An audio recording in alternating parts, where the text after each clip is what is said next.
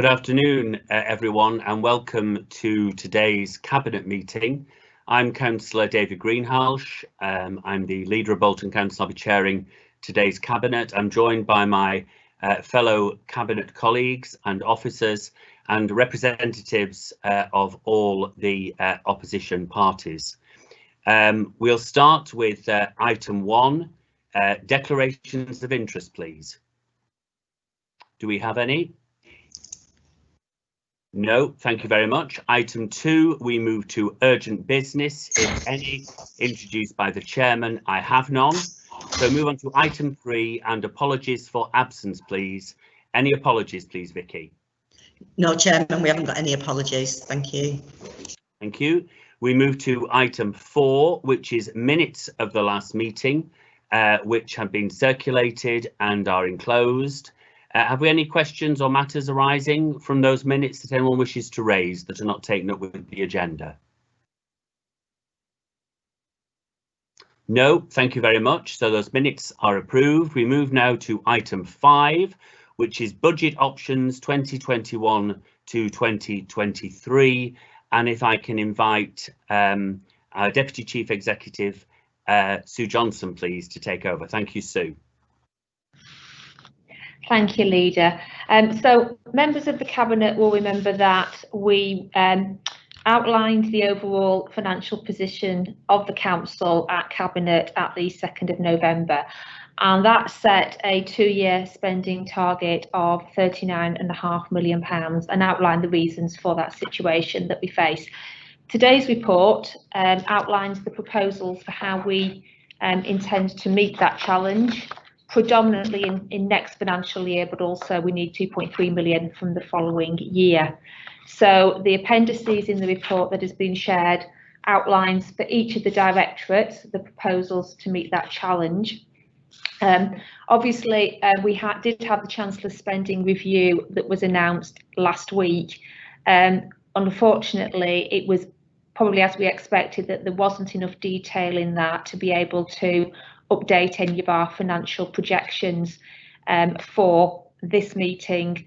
We anticipate that we will get that financial settlement for each individual authority by the end of December, and then we will need to work through those details. But that is why the spending cut target of £39.5 million stays as is for this report being presented today. So I'll pass back to yourself, Leader.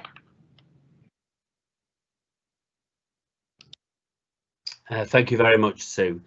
I just want to make a few general comments, if I can. It's been, as anyone I think can imagine, an incredibly difficult process to go through as a Cabinet. I know previous administration had the same task in finding savings targets, but it's been an incredibly challenging time to find these savings in 1 year, £37 million worth of them, and some options which we would never want to even consider under normal circumstances have had to have been on the table and up for discussion. I want to make a general statement, if I can, and that is around that even before the pandemic struck, we were already facing a very difficult set of financial decisions this coming year, with a number of savings deferred, and it has often been referred to by the Chief Executive as a perfect storm. This perfect storm since March has been hit with lost income plus increased pressure and demand for our services as a result of the pandemic. And whilst we have had a lot of support from the government to deal with the pandemic itself, plus grants to help businesses and residents, it has just not been enough to offset council pressures and the losses we have faced. The recent government spending review announcement will help our predicament, and as Sue has commented, we would have definitely wanted to be in a position today where we would have hoped to have been able to remove some lines of the savings. But as Sue has pointed out, it was complex, and officers are still working on the detail and examining what the absolute correct implications are for Bolton. And if it can assist with the difficult choices we are facing, we are definitely willing over the course of time to remove certain savings targets. We also need to remember, as we enter a Tier 3 arrangement, the full implications of this on local business, the economy, residents, and ultimately the council's finances is very difficult to predict. In the meantime, we would ask all partners to contribute their ideas. We hope this consultation can be a true consultation where all parties come together with ideas on the put our ideas on the table to be costed, alternatives, and we are willing to listen to people's concerns and rethink certain proposals as long as those who oppose can come up with viable and costed alternatives. So the offer is there to all parties for us to work together. There are lines in there that we as an administration feel uncomfortable with.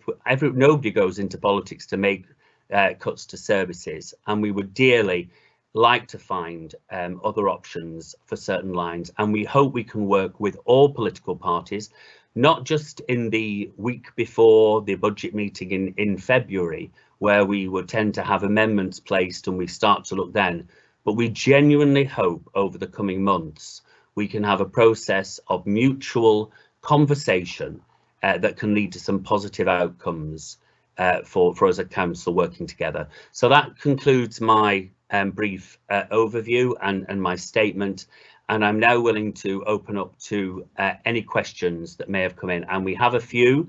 So if I can first of all turn to Councillor Howarth, please. Thanks very much, Leader.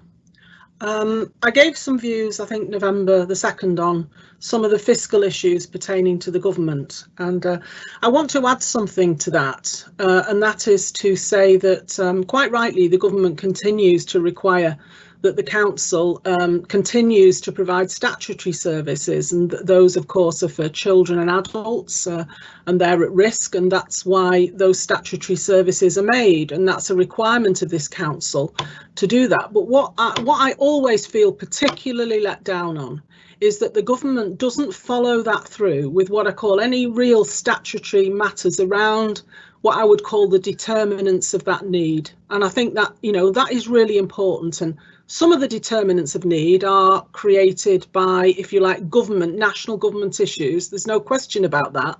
But we know from the evidence on what works well for local government, what it can achieve, that actually some of the determinants can be met locally. And that's why many of us really do back things that we've seen the benefit of in the past when there was more money, such as children's centres and also preventative public health services, some of which assisted older adults or disabled adults, and that could work at what we call the demand for social care. These are hugely important issues because the arguments made, of course, is that you have to make cuts because the government, in all its ways that I spoke about last time, is not really prepared to give local government and Bolton Council more money. So you now, as Conservatives in power, have to find ways to manage the budget, and it's very difficult because you've got these demand pressures in adult and children's services. And of course, the reminder on that finance, the basic stuff, is that we used to get around 147 million of general government funding around 2011. And now in the financial year of 1920, that support is way down to 22 million. And these are the things that are having huge impact. Throughout those years, I believe the staffing that was taken out then was around 1,600 posts. And here we are facing the most incredible difficulty. I've got a couple of questions. One is that it's been announced that local authorities will have their spending power, if you like, the provision power increased by about 4.5%. I am asking this question, even though the Deputy Chief Executive has said that it looks like it'll be the end of December when settlement details might come in, but I do need to just get into some of the detail so everybody is aware of some of the finance. So, for example, this potential 4.5% uplift, well, there's they've described 3 billion in COVID support, the government, but I'm wondering actually if that figure is attached to monies that has already gone to councils. The same with 254 million to tackle homelessness and rough sleeping. I'm always very wary of announcements that are about money that's already been allocated.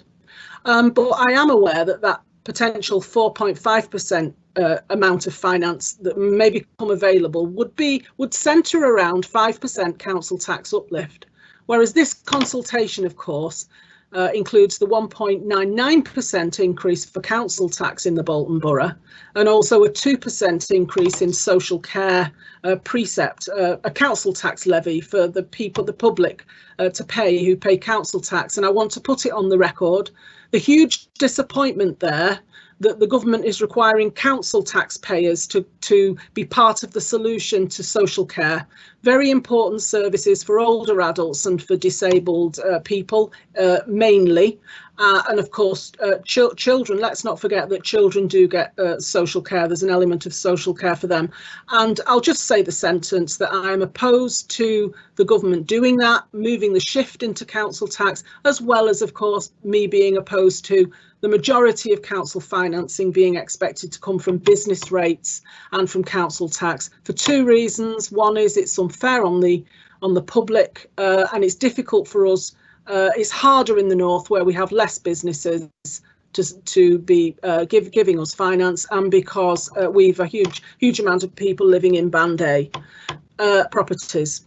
And then the other question is about the fact that I was at the audit committee and there was a document there that suggested that there's been an increase in finance in the, for example, in the corporate services department, and it looked like that might have been an increase around administration and perhaps managerial posts. Now, I mean, I've nearly finished. I'm in danger of being pushed into believing that an organisation can run with reduced administration and reduced managerial costs, when I do not think that is in general the case. I think I am in danger of going down roads I do not want to go down, where the government would think, let's force the councils to share director posts, and we need to be wary of these matters if we believe that Bolton Borough should have its own council.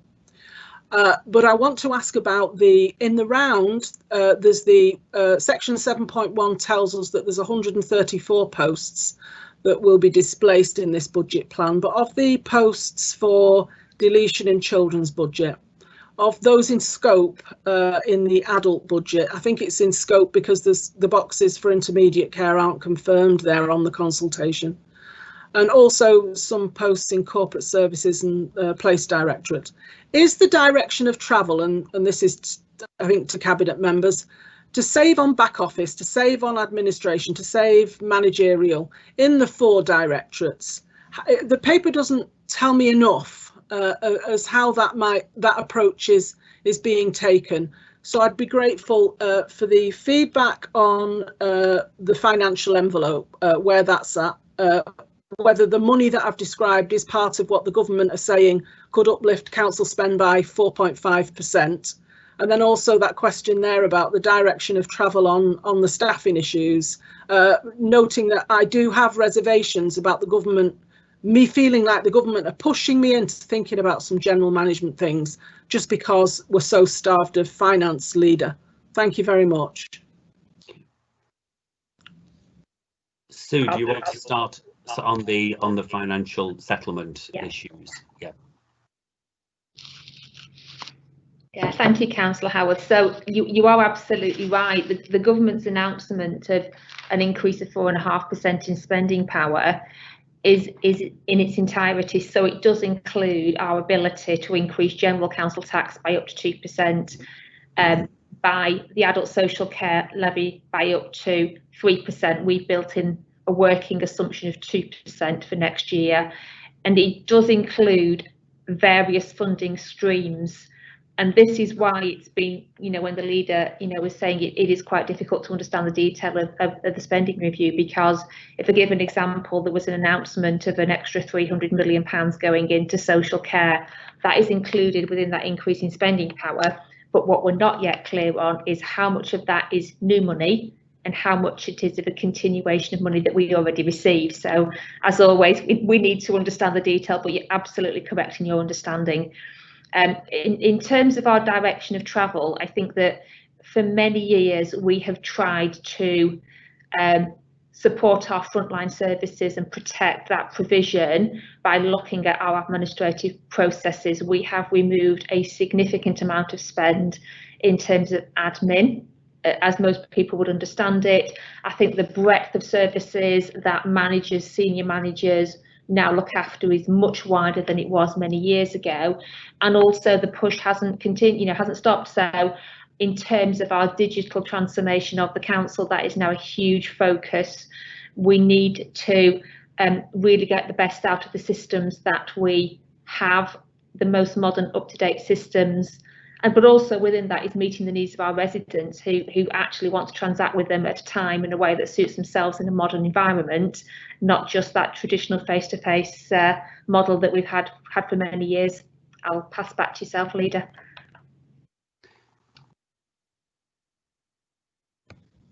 Thanks, Sue. And yes, and just to reiterate that, and I know this is shared by portfolio holders, cabinet members, and directors and officers, in that the commitment to keep the level of service as near to the possible as it currently is, as is achievable, and to make that commitment as had been made before. In terms of any vulnerable person who is in receipt of support should not see, as a result of any of these savings, a reduction in that support, and that is the ambition.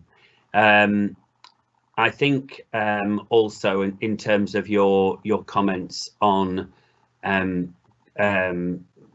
government moving it to local authorities to raise the money is well made, and one that I would tend to agree with. There are challenges within adults and children's that needs, I hate to use the R word, I'm sure we'll be talking about the R word in terms of review a lot during this meeting, but there is a real need for a fundamental review of local government funding in terms of those and the pressures that local authorities are under in terms of both adults and children's services, and disproportionately so in certain areas, and those areas that need that additional help. And to simply put it on those local authorities to then raise those funds and those residents. Having said that, you'll have heard this argument, it's all taxpayers' money at the end of the day that comes from somewhere, and so somebody has to pay them into the coffers at some point to be able to get that money back. But I do think that government has to have a fundamental review of how adults and children's services are funded moving forward. I think I've answered all your questions, Councillor Howarth. I think if I haven't, I'm sure you'll come back. But that's my view currently. So if I can bring in the next speaker, which is Councillor Donegan, please.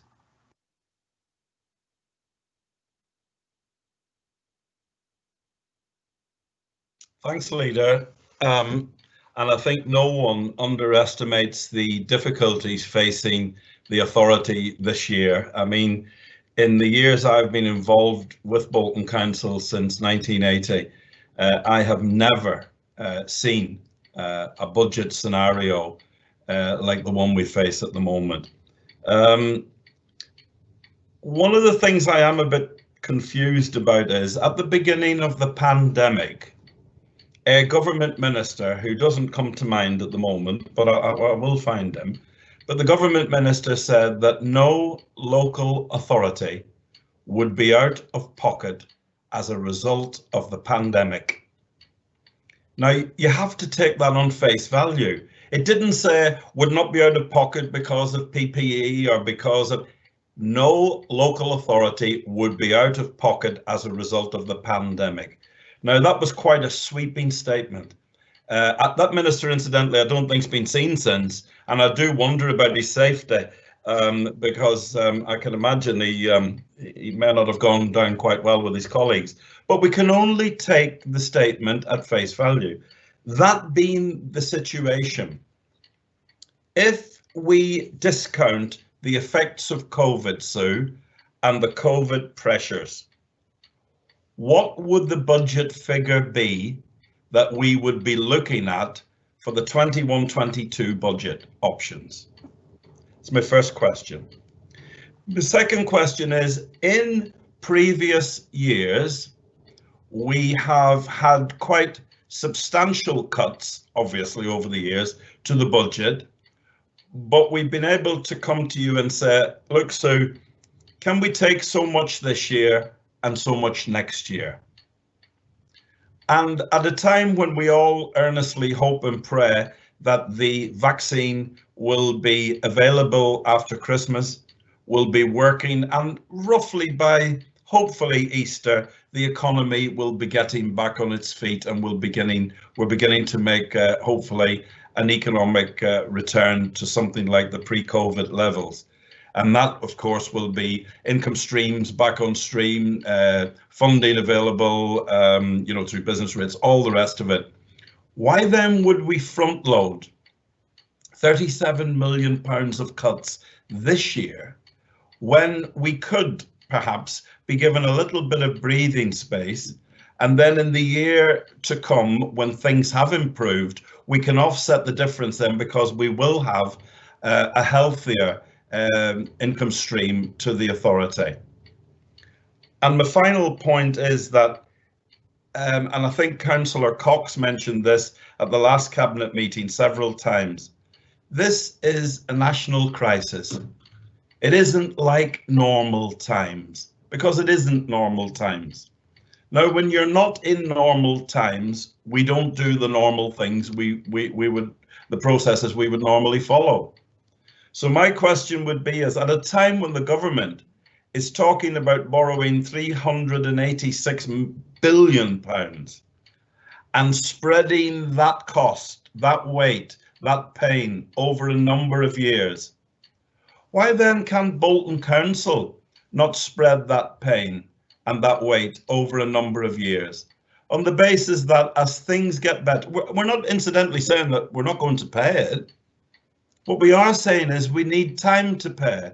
Like any prudent householder, sometimes an unexpected bill comes in, an unexpected debt, and you said to yourself, well, look, rather than sort of, panic and get into a difficult situation, you go along, you have a chat with the bank manager, you may well take out a little bit of a bridging loan just to cover the emergency. And then as things improve, you pay the thing off, but you don't actually go all at once, because you'd be throwing the baby out with the bathwater.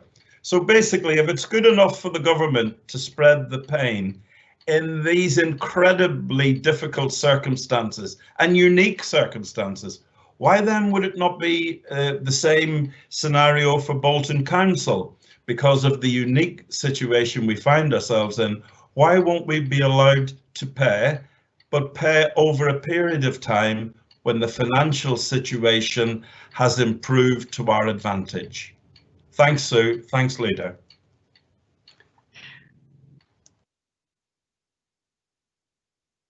And I'm going to hand over to Sue, but I can absolutely assure you, Martin, these are questions that we too have asked of Sue. As you can probably imagine, we would certainly love to be able to spread these savings out, as you've indicated, but I think Sue is now probably going to give you the answer as she's given us. So over to you, Sue.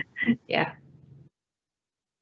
Okay, thank you, Leader. So I hope I've got them all, Councillor Donaghy.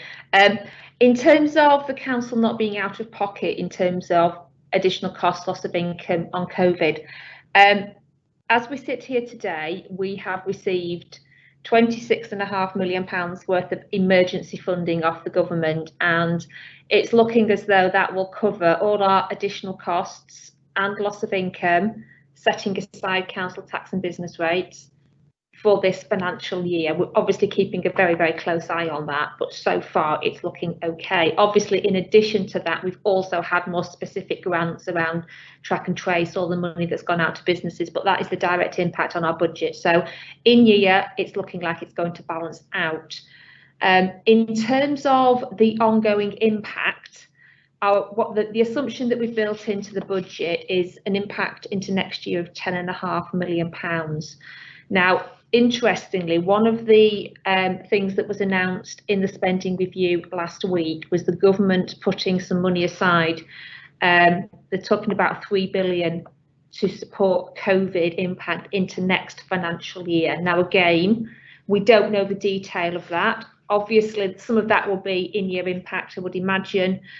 It also includes money to support collection fund losses. So if you recall last Cabinet, when I was talking about that £10.5 million that is going into next year, 4 million of that relates to technically it's called loss on collection fund. So that is the pot of money into which all business rates and council tax receipts go.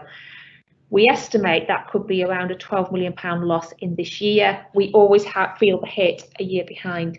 The government, helpfully, in terms of spreading the pain, are allowing us to spread that hit over 3 financial years. So the first 4 million hits the budget next year. So to a lesser extent than the government spreading their borrowing over many years to come, we have been allowed to spread that loss over 3 years. So that will help us. Now, the government is saying that they're putting money in to help us fund that loss, but the detail coming out is that is any irrecoverable council tax. So obviously we will have to go through our own collection processes before we are able to collect that off the government. So it won't be an immediate cash coming back in because there's a process we have to follow, but that is some support that seems to be available over future financial years.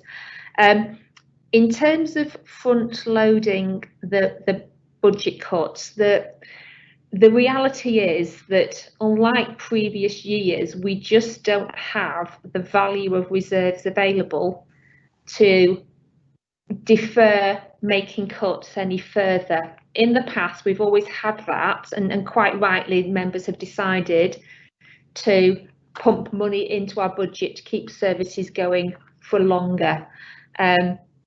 We just don't have the value of those reserves available when we come to set it, and it's my statutory responsibility to make sure that in setting the budget in February, we can legally balance it, and in February we won't have the reserves available to do that.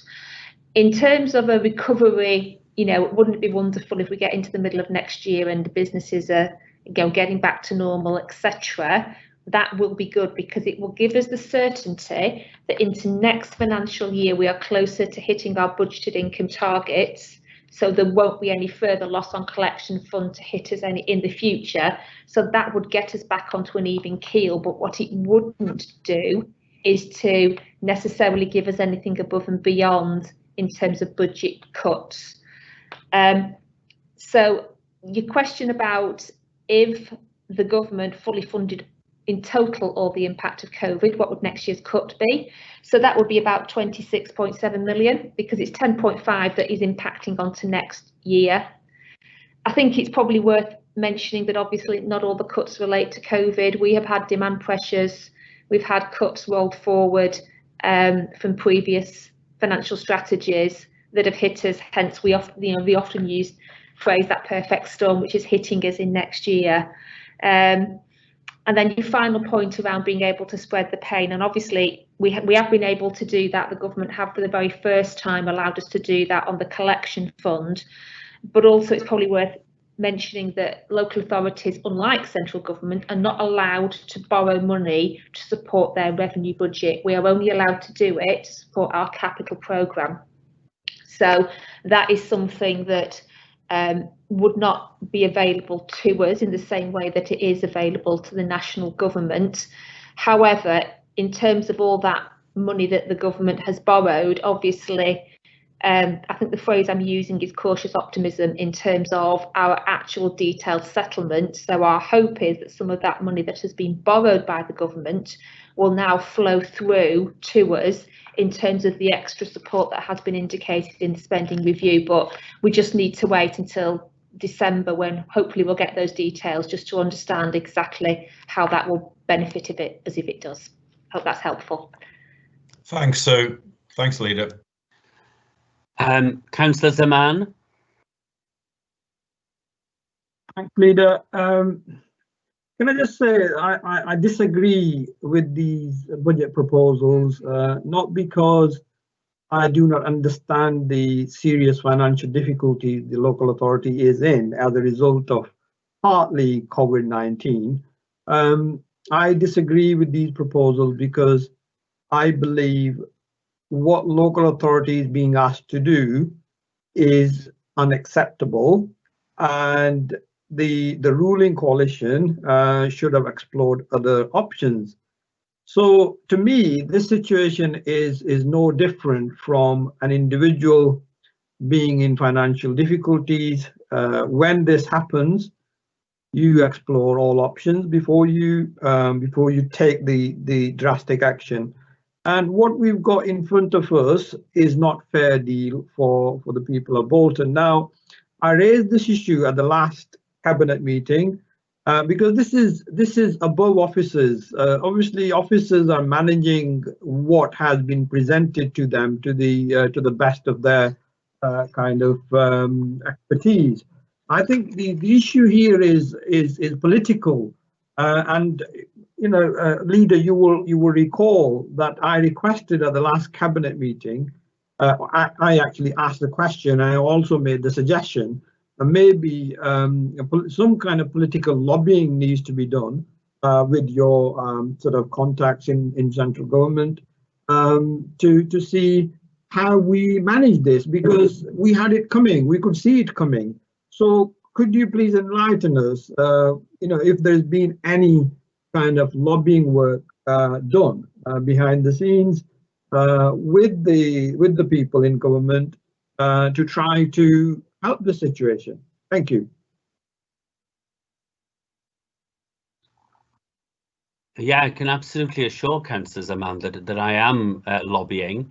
We're just in the process, myself and the Deputy Chief Executive, of sending out off a series of letters to key ministers, which are highlighting the individual pressures of Bolton, highlighting how we've been disproportionately hit during the COVID pandemic, how our businesses have been affected, which have had a knock-on effect to employment, and how we feel we would very much like them to relook at the difference and how they would target the settlements, particularly in how certain areas of the country have been disproportionately affected. So I can absolutely assure Councillor Zaman that lobbying is going on. Now, what I can't assure him of is how successful that will be, but what I can assure you is I'm giving it a damn good go. Now, I am a little bit confused with his previous comment about we've not explored other options. We have a legal responsibility to produce, as you will know, you've been in the administration and a key figure in the former administration, we have a duty, a statutory duty, to produce a legal budget which has been consulted on. And no matter how distasteful we may find some of those choices in there, we have to find, as a matter of legal requirement, unless we want the government that you're not that keen on coming in and taking over this council and running our affairs for us, we run that risk because we would fail to fill that requirement. So I don't know when you talk, I mean, I saw the dig, I'm not even going to even respond to the ruling coalition rubbish. You know, we have a legal responsibility to produce options for a consultation on a budget requirement of the savings required. Now, I hope that other parties will partake. This is where the work begins, Councillor Zaman, because we are still continuing to look at a lot of those lines. I hope the Labour group will continue to look at a lot of those lines, and I hope that the Labour group would come to us and say, look, we would like you to look at this instead. We think this is an option. Can we cost this up? These things take time. We would like you to look at this, and you know, if it's costed, if it's viable, we would willingly say, look, this seems like a good idea, let's progress it, let's look at it, and let's see what savings can be achieved as a result of it. So we genuinely hope that this will be a true and meaningful consultation, not just when we get to a shouting match in February again, where we have amendments listed and we're tweaking things. This needs to be looked at and talked through and look at options as the numerous reviews start to be brought forward. So I know you're not under scrutiny at this meeting, but I really do want to pose the question back to you. What options were you referring to? We should have looked at other options. I can understand if you're saying look at other options within the budget in terms of other lines. And if you've got those options that you would like to have brought forward that you feel we've not or we've left out that you think we should be considering, then please, bring them to the table. But you seem to be talking in a more generic, more general response, in that options around not doing and not producing the legal requirement of a budget consultation that is absolutely necessary for us as a council to do. Can I just clarify one thing in relation to options? When I was referring to options, I didn't mean what you are trying to interpret. What maybe I should have given a clear kind of explanation of that. What I meant was options to seek help, seek support from central government. And so far, I haven't had any information on that. What kind of lobbying has been done to avert some of these drastic choices? And in terms of ruling coalition, yeah, I mean, I don't know what I say to that. If you think that's a rubbish comment, well, that's your interpretation. It's a ruling coalition for me. Well, you clearly misunderstand how it's working. If we had opposition parties in cabinet positions, that would be a coalition. And you know as well as I do, you've been around in politics enough to know that you're just playing games now, and that there's no way this is a coalition. This is an arrangement between parties, but it is no way a coalition. The only way to be a coalition if other parties were actively involved within cabinet and held cabinet positions, as we saw with the National Conservative and Lib Dem, and as we've seen with all coalitions up and down the country, including those in local government. It's where there is power sharing, that's a coalition of where there is joint positions within cabinet, and I know you know that, Councillor Zaman. You've been in politics long enough to know the distinction. So Sue, I don't know if you had any questions within that, whether it was all for me actually. So I don't think there was. No. So I've got Councillor Hayes, who is one of those parties involved, to come in next. Councillor Hayes.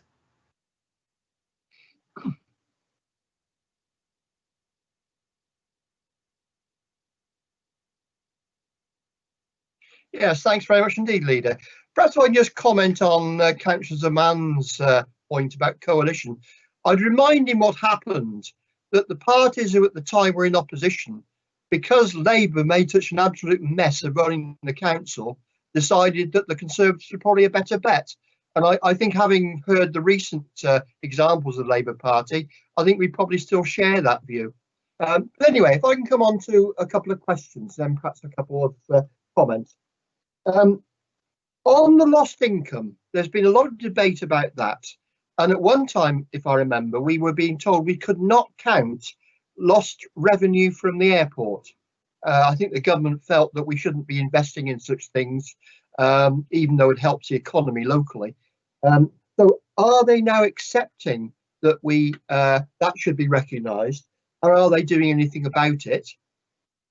Related to that, I like to believe Councillor Donachie's comments that we could be back to near normal by Easter.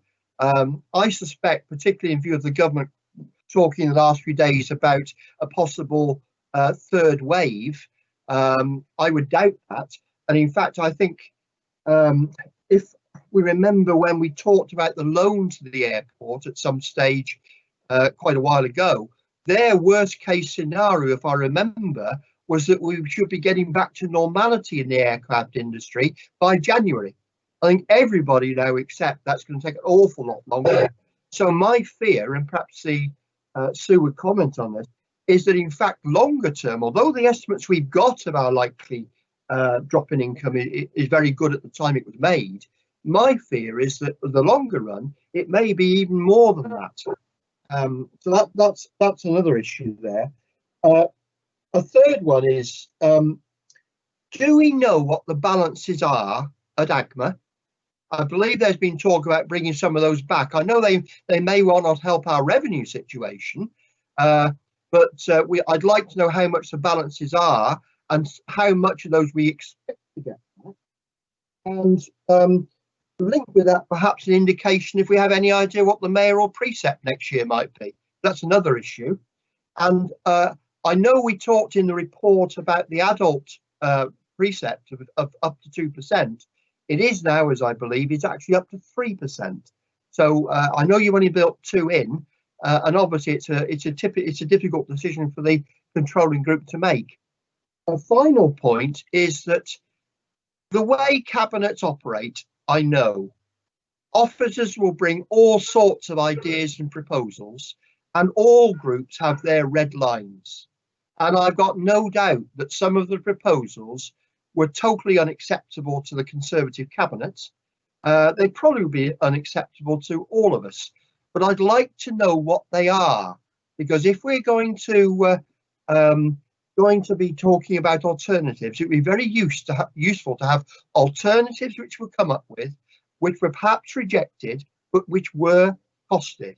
And it's fine to talk about your red lines are ruled out. That works very well when you have a majority administration. It may well be that a majority of this council might prefer some of those that have been kicked out by the cabinet instead of some of the ones the cabinet has put in. The final comment I'll make at this time is we've all got our red lines. I made it very clear at the SLJCC that if the option to make a forced cut in pay actually is still there at the end, we would certainly vote against it. Now, obviously, it's very different if the trade unions were to agree to some form of cut in pay in return, say, for fewer redundancies. That may be a discussion that's had. It may well be, and I think there may be possibilities of this, that there are other things in the budget which allow us to drop that option. But I would certainly hope so. I know it's a large one, it's 1.2 million, but we think it's morally wrong to actually force a cut in pay. So that's all I want to say at the moment, Leader. Thank you. Sue, do you want to come in just first, yeah, and then I'll follow? Yeah. Okay, thank you, Councillor Hayes. So in terms of the airport dividends, the government, to the best of our knowledge, are still classing this as commercial income, which they are not refunding us for, not supporting us for. They are continuing to support any loss of sales fees and charges, which is obviously a lower figure. So in terms of the longer term, we have completely written out of the budget what we had in for airport dividend. So that was £4 million a year. We did receive more. We were receiving probably 6.5, but we only built 4 in. So we've written that out. We will only revisit that once the airport is in a position to start repaying a dividend, which, let's be honest, isn't going to be for a few years yet. So we just wait until they're able to recover and their industry gets back to where it was. In terms of GM reserves, I don't have that figure available, but I can very certainly get that for you and share it for members. We have been, lobbying GM very hard. I know the leader, the chief exec, treasurers groups in terms of a return of monies. So we know we will get some money back through waste reserves and also retained business rates. I think it will be in the low millions, and it is good news. It's one-off money, but what that money will allow us to do is support the budget next year whilst we get those cuts out, and it keeps us safe from a Section 114 notice. So I think it's a lot of hard lobbying, very well done, and it will absolutely help our financial position into next year. I haven't heard through the Treasurers Network any discussions around what the Mayor intends to do on his precept at all. So we're just awaiting now just to see what those figures will be. And you're absolutely right, adult social care precept, we built in my working assumption of an increase in 2%, which gets passported through immediately and to support the adult social care budget. The spending review did talk about the ability to go up to 3%. So that obviously that's a choice that is available. And I'll pass back to you, Leader.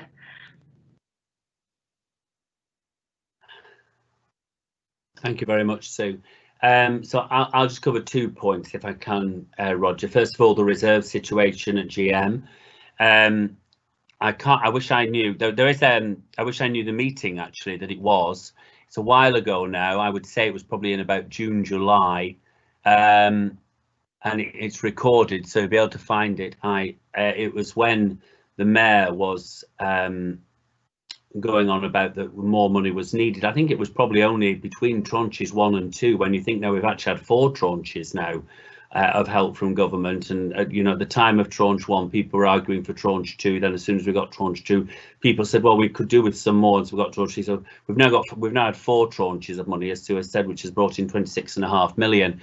But it was at the time, I think, when the Mayor was arguing that we needed more money, and I said and made the case then that GM should be leading from the front and giving back to its authorities the reserves that they have got, because there is very much a feeling, and I don't think this is in any way party political. I think it's shared by a number of my Labour counterparts in other boroughs, that we are having to think the unthinkable, and yet GM is almost tweaking around the edges a little bit. And if I can quote Sir Richard Lees, when a report came, which is in the, I think it's in the public domain, his comment, when he compared that GM was paddling in the pool of reserves when he was really expecting a deep dive, and I think that is shared by a lot of leaders.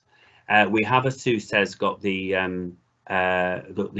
waste reserves coming back, and we will have some pool business rates reserves. But I think there has to be, and it's one that I'm raising currently, as the chief exec knows, at GM level, a real understanding of priorities moving forward. Because what was a priority pre-COVID, and what was costing millions of pounds to determine, and what has the best of intentions and what we would probably all support, may not be the priority that we move forward. The priority may be to release some of that money to individual boroughs at the moment to help them with their financial positions, rather than moving forward with considerable numbers of schemes that, yes, were beneficial, and yes, we're moving forward, but just currently are not the priority at the moment.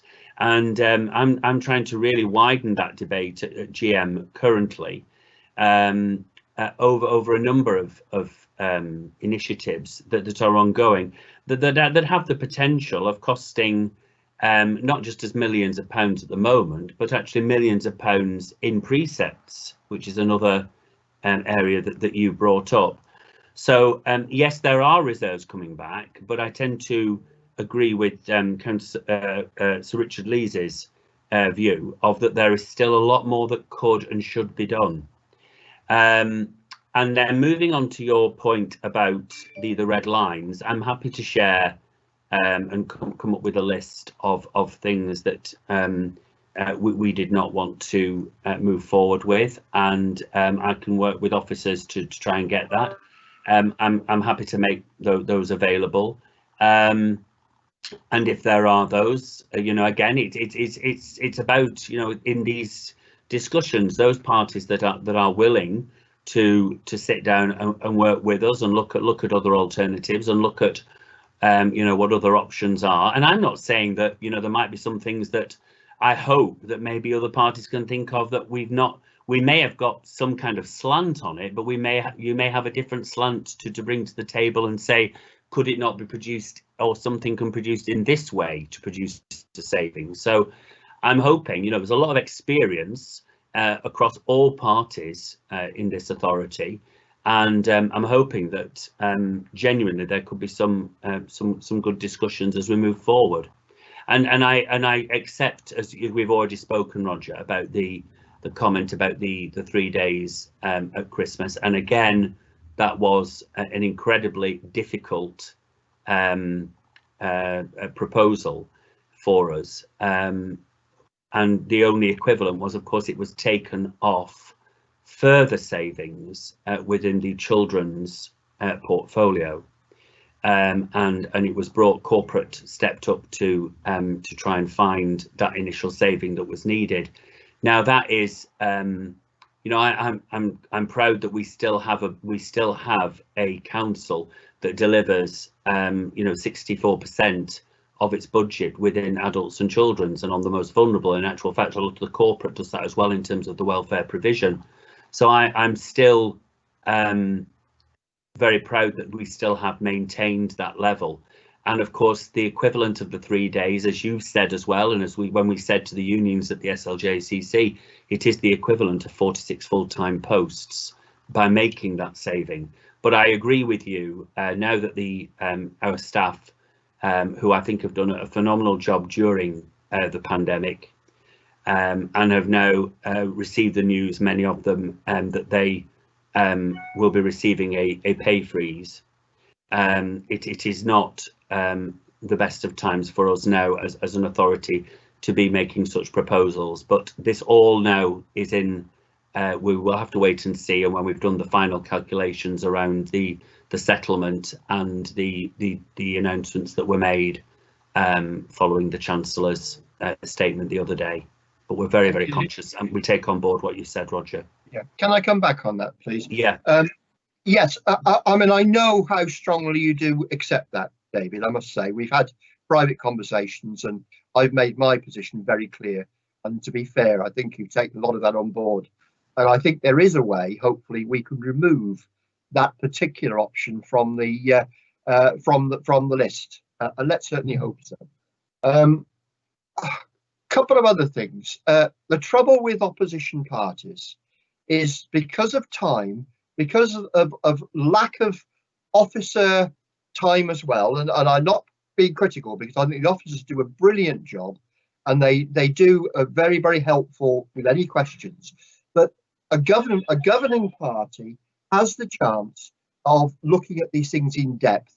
Most opposition parties only have the ability to look at the margins. That's a problem. We will try and play our part for our group, and I think the other groups hopefully will as well. I wanted to come back to something that Councillor Howard said earlier. I totally agree with her that expecting local councils to fund the adult social care issue when we've had so many failed attempts and announcements that the government were going to do it, I think is getting beyond the joke now. But government is doing what it's always done, and I have sympathy for you, David, in your position, because I think you've done a brilliant job of arguing this council's case within GM and with government, which obviously you can't be quite so public about. I think you've done a very good job there. I pay tribute to you. But this government's doing what all governments have done. The government cuts the money, leaves the council to cut the services. And it's the council that inevitably gets the blame, even though the council doesn't usually deserve it. Let's hope that changes, but I doubt it. The government will always do that.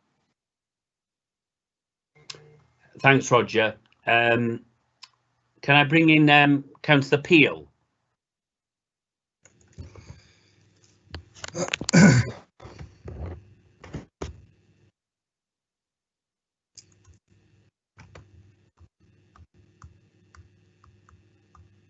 Thanks, Leader. I've listened with interest to it. I think it's been a quite an interesting discussion so far, and many of the points that people have made was on my list to make as well. So forgive me if some of these things are repeated. Let's just deal with that little what can only be described as a small spat that just happened about 5 minutes ago. Look, whether you call it the ruling coalition or whether you call it a grand alliance, which one Lib Dem councillor called it and nobody disagreed, the fact is there is a working document agreement between the lead Conservative group and several other parties that's contained within the 25-point plan. And the fact is, and I've raised this in the past and it's still not been addressed, one of those points in that 25-point plan is pre-budget discussions will take place with the signatories of that plan. That does specifically rule out the Labour group in that. So this, I'll not say a coalition, this Grand Alliance cannot have it both ways. I'll get that out of the way. I don't want to have a discussion and arguments about pedantics. We all know where we stand.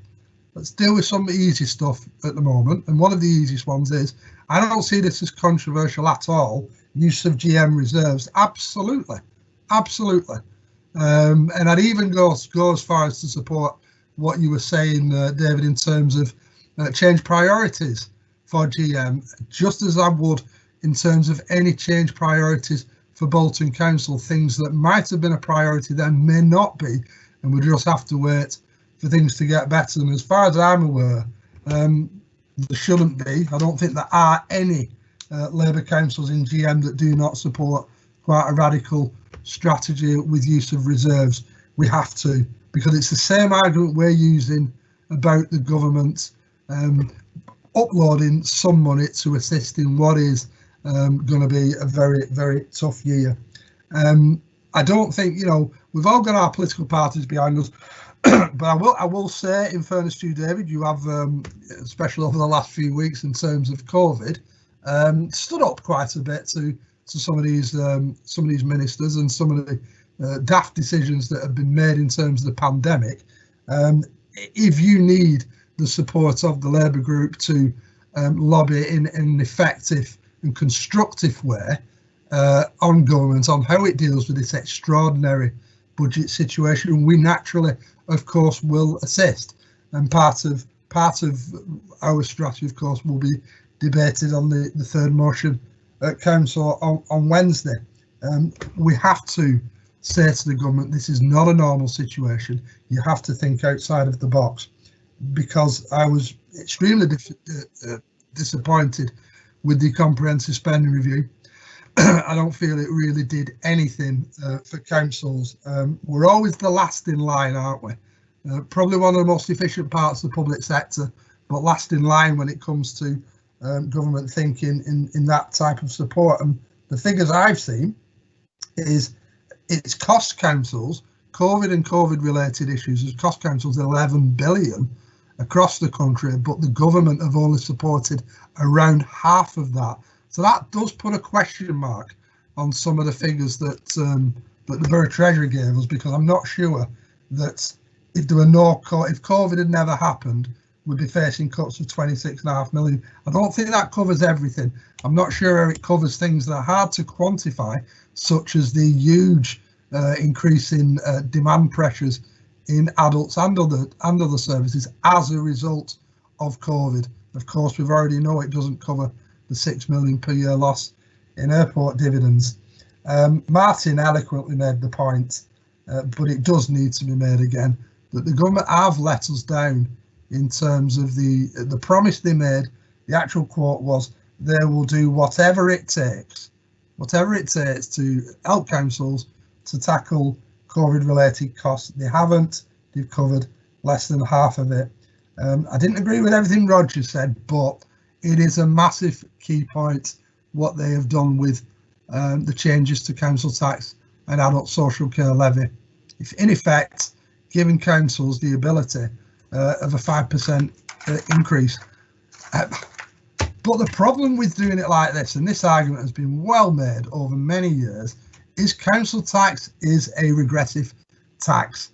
It is not based on ability to pay. It has differential effects in different parts of the country. So 5%, for example, in Bolton is worth a lot less than 5% in an affluent borough down south. It is absolutely the wrong way to tackle what is a national crisis. I've made the point to the Borough Treasurer about I find it quite doubtful that figure would be 26.5 million had COVID not happened. I think it will be less than that, because I don't think we have the ability to count everything in. But the reality is, yes, there's a legal statutory duty to set a balanced budget. Or we get this over us all the time, don't we? The government will send in inspectors. Well, we're facing a situation at the moment where council after council are either saying they're going to be bankrupt or they're on the brink of bankruptcy. Some kind of domino effect will take place. Now, if this government literally want to take over all local councils across Britain because they are not doing enough to assist us in this crisis, then that is their decision. The final point is in terms of the future. Well, all the economists are basically saying that any kind of recession that we're plunging into is very much artificial. There are no underlying structural problems with the economy. There's not been any financial crash. There's not been any unusual circumstances to cause fragility in the economy. It's entirely artificial, and it will bounce back quite rapidly. We all want this to pre-COVID levels, except for if there's another third wave and therefore a third lockdown, and perhaps even a fourth wave and a fourth lockdown, because the only reason we're still in this issue is the ridiculous okey-cokey in-out strategy of the government in how it's dealing with it. It really has not worked, and we're now seeing the consequences of coming out of that first lockdown too quickly. I really hope I'm wrong, but I hope we don't have to see the consequences of coming out of the second lockdown too quickly and the Christmas amnesty causing a third spike. There are a number of massively important issues that we could speak about for hours about this, but you will notice that myself and my colleagues are at pains not to put any blame onto David Greenhouse or this council. This council is in exactly the same position as all other councils. The blame must rest fair and square on the government that is shortchanging us and is failing in a proper, thought out, radical strategy for the future of local government finance, even if that is just for the short term. I do look forward to finishing this discussion at council on Wednesday, and I do hope, actually, because I can't see why you wouldn't, that Councillor Greenhouse would support our motion calling for this 5-year leeway to allow us to set non-balanced budgets. It's not a panacea, nobody's saying that, but it will be very, very helpful to us and every other council if the government just made this simple move. Thanks, Leader. Thanks, Nick. Sue, do you want to come in about some of the points, or yeah, and then I'll come in. Yeah,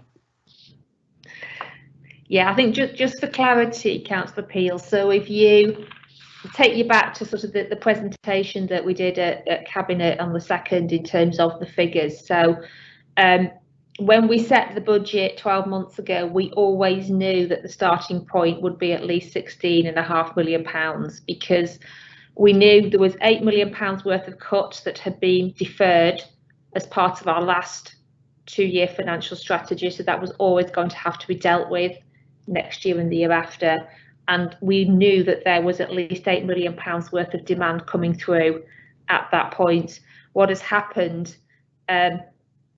almost regardless of COVID in a way, is that the demand pressures around adult services, children's services, some corporate costs around IT that we have also been managing through use of reserves have also grown during this financial year, and we don't, as I said, have the reserves to help us deal with those. On top of that, the £10.5 million that we are dealing with in terms of COVID, there's 3 factors. There's a couple of £1 million, which is some ongoing costs, loss of income, but the 2 main factors are the loss of the airport dividend and the loss of council tax and business rates that we're paying, the catch up, the £4 million over 3 years. So that's how we get to those figures that we're now having to deal with into next year. So I hope that helps. I'll pass back to you, Leader. Thanks, Sue. And yeah, I mean, all I will say is a similar thing to what I said to Councillor Zamanik, in the sense that I will continue to lobby. you heard me agree with Councillor Howarth. I don't think it's right. There needs to be a fundamental review of children's and adult services and how that funding moves forward. It's not appropriate to constantly come back to local councils and even amongst them who are disproportionately affected with a one-size-fits-all approach. And I think that review, long overdue. It's sad always that those reviews do become political at national level, because all parties, when they're in government, realise the need for having that review, and if there was a way to work together to get those reviews forward for the benefit councils of all colours, that would be beneficial. But we know that's been attempted on a number of occasions and sadly failed. I'm really pleased to hear your confidence in the economy. I mean, of course, why wouldn't you, after 10 years of Conservatives in government, have faith in the base of the strength of the economy and the ability to bounce back? Sorry, I just had to mention that one because you've had a bit of a dig at them on loads of occasions. So, but I'm glad you have got that faith. But it is incredibly hard to predict, as Sue has said, and I genuinely hope you're right. But I do think that will be disproportionately spread across the country on how different areas bounce back because of the decisions that we are having to make now and how we've had to react and how businesses have been disproportionately hit across. So I share your optimism about the base of the economy and its ability to bounce back, but I do think there will be disproportionate challenges across the country in terms of how the economy does react. So I will continue to lobby. We share a lot in terms of our view, in terms of how governments of all colours have treated local government as the poor relation, and we will continue to try and change that for the better. And I will certainly be doing my bit, probably in the public domain and behind closed doors as well, to try and get the message across as much as I can. And I know I've got the support, I think, of all the 3 MPs in terms of lobbying for that position as well. So let's hope we can move forward in that regard as well. Can I now bring in, I think it was Councillor Cox. There's been quite a few comments in the chat, so the thing, but I think it was Councillor Cox next.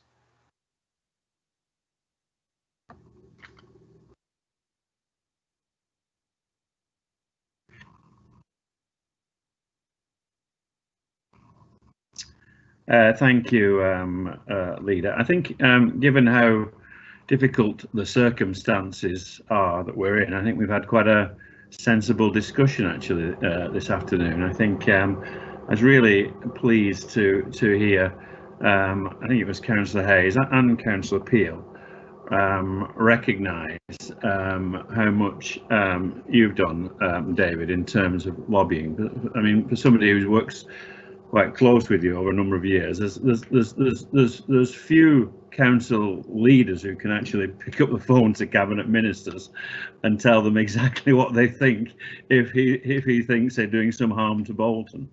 And I think that's been, you know, regardless of your party, I think that's been enormously impressive. And I'm really pleased to hear opposition councillors, regardless of their own party colours, acknowledge that. I can't really add anything in terms of the analysis that Sue's not already made, or the leader, other than to point out that this is the budget report and not the budget, and there's still quite a lot of significant unknowns, and things might be somewhat different. I wouldn't say radically different, but somewhat different come budget night in February.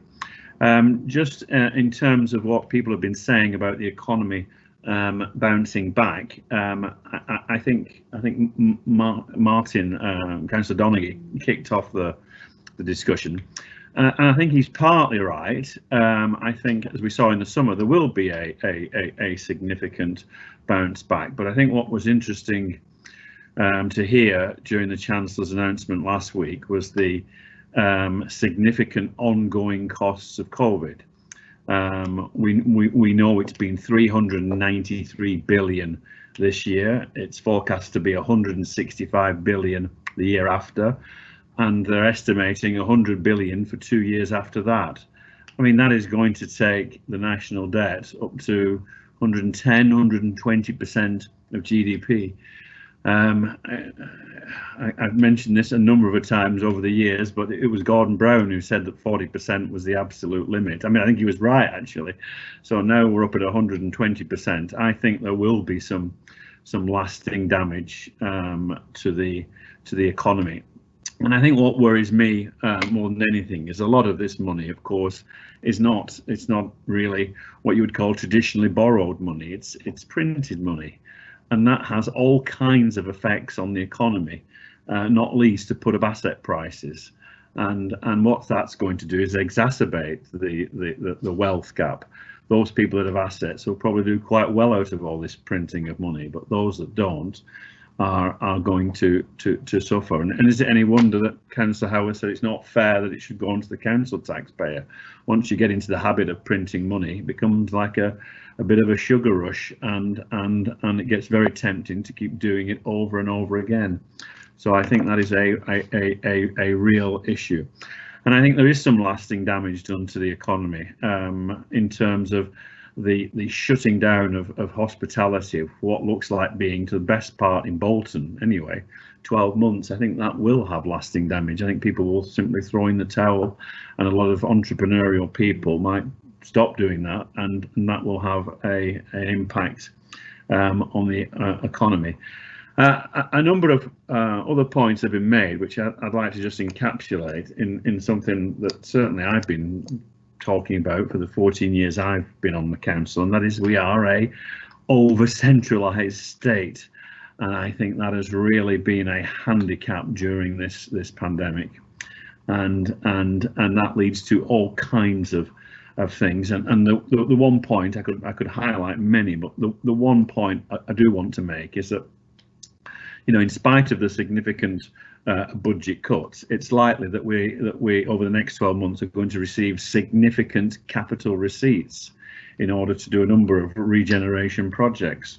I mean, it's money that I'm sure we all welcome, but the imbalance now between our revenue and our capital is becoming ridiculous.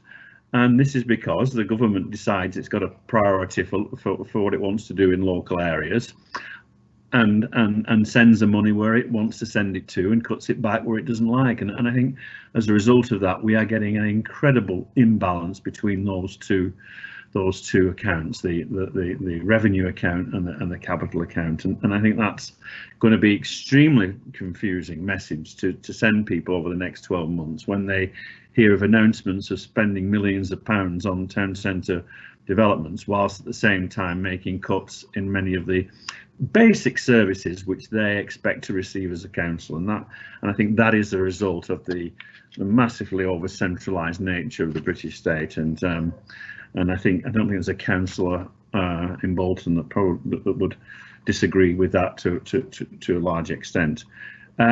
It was always going to be a difficult budget, leader. We always knew that right from the very start, and it's been clearly exacerbated by COVID. There's all kinds of things I'll quite privately criticise the government for, but I don't think it's been parsimonious. I mean, I'm concerned about the amount of borrowing it's doing. It's getting involved in.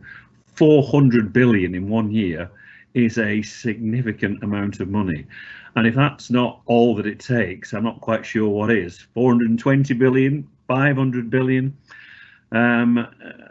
COVID will have a significant impact on the economy, but I'm heartened by the mature, really, conversation we've had this afternoon, and all councillors know that we have a legal obligation, which I'm sure we will fulfil, to set a budget next year.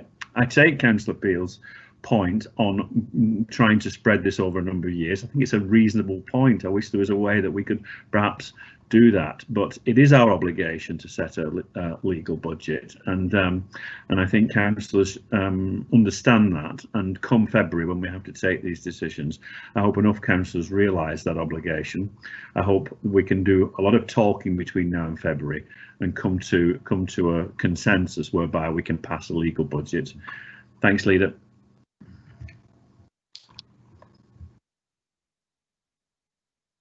Thank you very much, Martin. And yeah, can I echo that as well? I think it has been a very constructive meeting today, and I want to thank everyone who's participated in it. Can I just ask, has Councillor Ishmael any question? I know she's joining us on the phone today. Have you any questions, Councillor Ishmael? Thank you, Leader. I had one request of Sue, which is it possible to circulate paper, so the accounts that show a line-by-line breakdown in terms of the costings? Because it's very difficult to come up with alternate proposals when you don't know what the costs are for each service line. So Sue, is that something that you have to hand that you're able to share with members?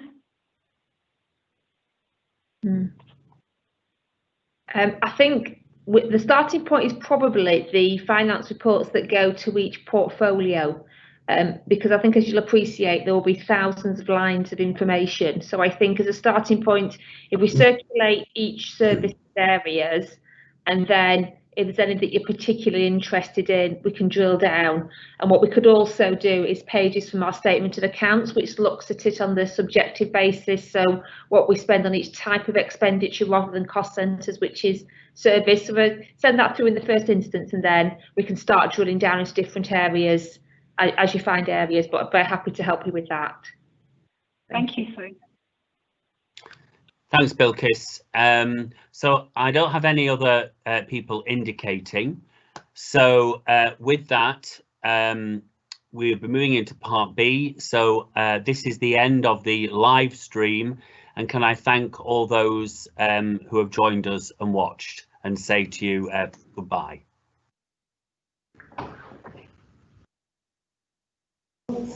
Leader, just before John stops the meeting, you do actually need a decision from the Cabinet. To go into part B. Oh, I'm terribly sorry. Of course we do, for the budget options. Forgive me, Helen, I've got carried away. So we do. So so look at the recommendations. Apologies. I'm so pleased it's been a constructive meeting. I've not moved on to the actual recommendations. So this is to go out to formal consultation on the budget options that are before us. Cabinet, can I just ask you to unmute, please? And one, confirm that members have had due regard to the equality impact assessment in making the following recommendations: that the initial savings proposals 2021-22 and 2022-23 outlined in this report of 39.5 million be formally agreed for consultation. Cabinet members, please. Agreed. Agreed. Approved.